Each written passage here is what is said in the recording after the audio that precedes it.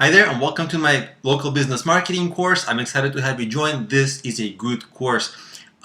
What's a local business? It's anything ranging from a medical office to a dentist to a cleaner to a restaurant to a store to a boutique to home improvement to any kind of business which does business locally. Either the service provider travels to some locations to provide the service, or people travel to that, and you will find that surprisingly, there's a very high overlap from even different seemingly different businesses like a dentist to a roofer, right? And you will find that there's a huge overlap in the marketing strategies. So in this course, I'm going to explain to you how to promote local businesses, and I'm going to get into business card marketing, flyer marketing, local SEO.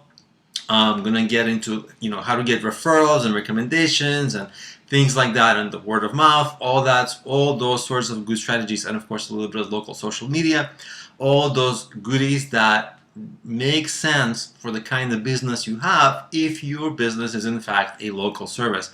So with all that, let's go ahead and get started.